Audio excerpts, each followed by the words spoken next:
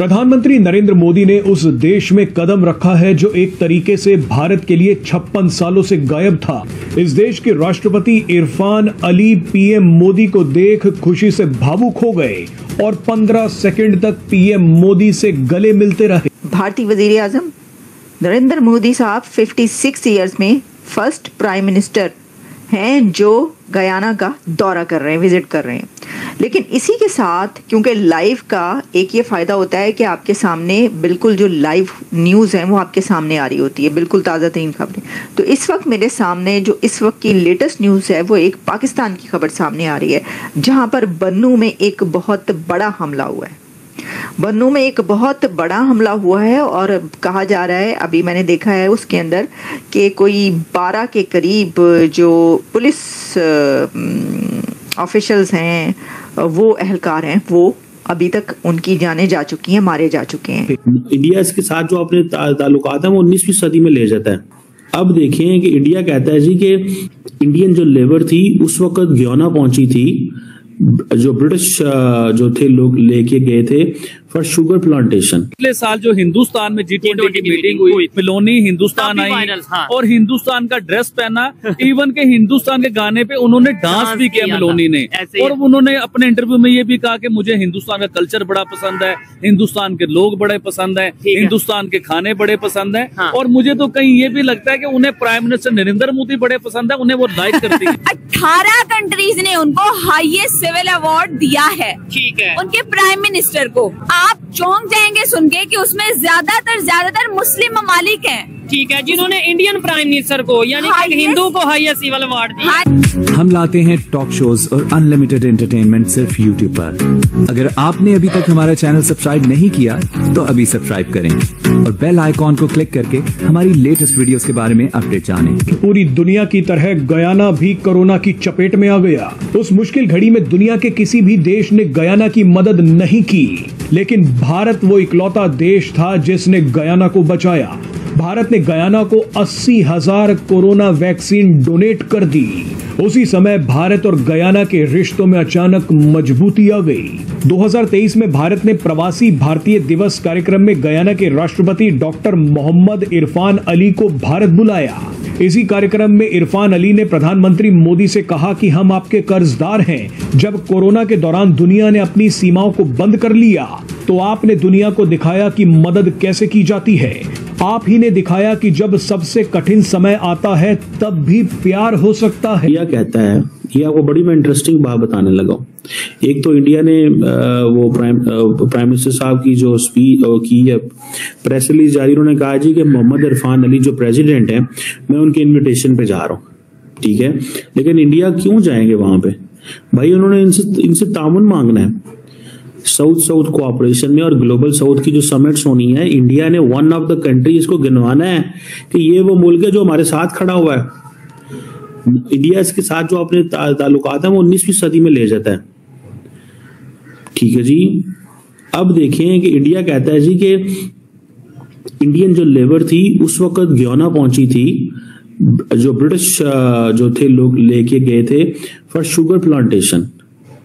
अब हमारा प्रॉब्लम यह है कि हमने दुनिया को हर मुल्क से देखना है मजहबी लेंस से। इंडिया ने उसको देखता है वो कभी ब्रिटिश जमाने से, कभी वो इंडियन लेंस से देखता है। आज आपको पता है गयाना की जो, आई थिंक इसको गयाना ही प्रोनाउंस करेंगे, I don't know, I haven't been able to figure out इसकी एग्जैक्ट प्रोनाउंसिएशन। इसकी जो 40% पॉपुलेशन है, they are of Indian origin. तो दोनों के दरमियान जो वो जैसे कहते हैं ना क्री ब्रिज, जो ब्रिज है वो बेसिकली इसकी वो है क्या नाम है, एक कनेक्शन है। फिर कल्चर, दिवाली हो, जो पगवा हो, ये सारे के सारे जो फिर बहुत सारे ऐसे खाने हैं जो ये खाते हैं, मिलते हैं मुझे। बॉलीवुड की फिल्म जो है, इंडियन म्यूजिक बड़ा वहां पे पॉपुलर है। सो आप इमेजिन करें, ये एक समझ लें कि दोनों मुल्क जो है इन्होंने इंडिया ने, आपको पता है, अपने इन ताल्लुकात का बड़ा फायदा उठाया। ये जो ब्रिटिश एरा के ताल्लुकात, इंडिया ने वो सारी की सारी हिस्ट्री को क्लेम किया।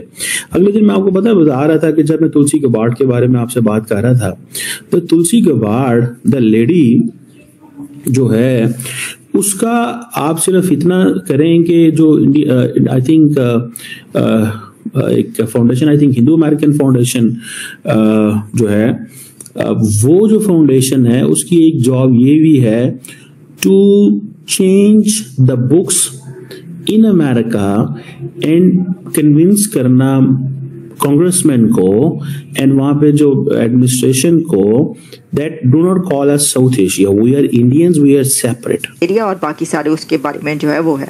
तो ये सर मैंने आपको बता दिया, बहुत ही अहम विजिट है ये, ऐसी वैसा विजिट ना समझिएगा आप। मैं सोच रही थी कि भाई गयाना जो है वो तो एक मुस्लिम कंट्री है, तो लोग जो है, मैं ये देख रही थी सोशल मीडिया पे लिख रहे थे कि हाँ है मुस्लिम कंट्री ने इतना जबरदस्त इस्तकबाल किया मोदी का। ये किस किस्म की सोच है? यानी इस्लामिक कंट्रीज, आपका क्या ख्याल है कि अगर पाकिस्तान इस्लामिक कंट्री है, मुस्लिम कंट्री है और उसके रिलेशंस अच्छे नहीं है इंडिया के साथ, तो दुनिया के किसी इस्लामिक कंट्री के रिलेशंस अच्छे नहीं होंगे इंडिया के साथ। आप ज़रा यूएई का तो देखें रिलेशंस कैसे हैं इंडिया के साथ, आप सऊदी अरेबिया के रिलेशंस तो देखें इंडिया के साथ, जो आपका मलजाओ मावा और आपका वो सब कुछ है। तो सऊदी अरेबिया के ज़रा देखें तो सही वहाँ पे, और यूएई में कैसे कैसे ऑनर दिए जाते हैं मोदी साहब को। की गला कर रहे हो तुसी? इस्लामिक कंट्री इरफान अली जो उनके वो हैं, उन्होंने जिस तरीके से इस्तकबाल किया, तो आप सोच रहे हैं कि वो मुसलमान है तो वो आपके मुल्क के साथ हैं उनके रिलेशंस? कभी आपकी तरफ से कोई गयाना गया है? मुझे नहीं पता, देखना पड़ेगा। अभी गया है तो अच्छे रिलेशंस आप पहले बना लेते भाई। खैर छोड़ें, अब इसके ऊपर हम क्या बात करें। तो मतलब ये अजीब ही बात है। जो लोग कह रहे थे कि भाई देखो एक जो इरफान नाम है और मुस्लिम कंट्री है, और गयाना का जो वो लीडर है या जो उनको लेने के लिए आया प्रेसिडेंट, वो गले लगा रहा है मोदी साहब को। सारे उनको सभी गले लगाते हैं, वो क्रिश्चियन हो, जूस हो, मुस्लिम्स हो, बुद्धिस्ट हो, पारसी हो, कादियानी हो, कोई भी हो, सब उनको गले लगाते हैं क्योंकि उनकी पॉलिसीज ऐसी हैं और वो खुद भी सबको गले लगाते हैं इस वजह से। अच्छा आगे बढ़ते हैं, बहुत हो गई इसके ऊपर बात। मैं ज़रा आगे बढ़ के आपको वो बात बताने लगी हूँ जो पाकिस्तान में इस वक्त हो रहा है। सर बड़ी ख़तरनाक खबर जो है वो पाकिस्तान से इस वक्त हमारे सामने आ रही है। पाकिस्तान से इस वक्त जो खबर हमारे सामने आ रही है वो एक बहुत बड़ा हमला हुआ है बन्नू सिक्योरिटी चेक पोस्ट पर, दहशतगर्दों के हमले की कोशिश। ये कोशिश जो है, इस कोशिश में ही 12 जवान अपनी जान से चले गए हैं। तो ये खबर क्या है कि कोशिश लिखना हो गया हमला। ये कोशिश सिर्फ नहीं थी, इतना बड़ा हमला हुआ है कि 12 जवान आपके कह रहे हैं आप शहीद हो गए हैं, और फिर भी आप कह रहे हैं कोशिश। कोशिश तो वो होती है जो नाकाम हो जाए या जिसमें बड़ा नुकसान ना हुआ। ये सिर्फ कोशिश है? मतलब क्या, मतलब न्यूज़ को पॉजिटिव बनाने के लिए आप कुछ भी लिख दें। 12 जवानों की जानें चली गई, आप कह रहे हैं पॉजिटिव कोशिश है। ये जियो न्यूज़ से मैं पढ़ के बता रही हूँ। वो ज़ाहिर है प्रेशर में आके इस तरह की चीज़ें लिख देते हैं, लेकिन चले मैं आपको इसकी डिटेल बताती हूँ। बन्नू में सिक्योरिटी फोर्सेस की जॉइंट एफर्ट की गई और जवाब दिया गया। चेक पोस्ट पर दहशतगर्दों के हमले में जो मुकाबला किया गया उसके अंदर 12 पुलिस ऑफिशियल्स जो हैं वो अपनी जान से जा चुके हैं। ISPR के मुताबिक कहा जा रहा है, लिखा जा रहा है कि बन्नू के इलाके में जो है वो हमले की कोशिश की गई है और दहशतगर्दों के साथ फायरिंग हुई है, दो बदू मुकाबला हुआ है और 6 खवारिज हलाक कर दिए गए।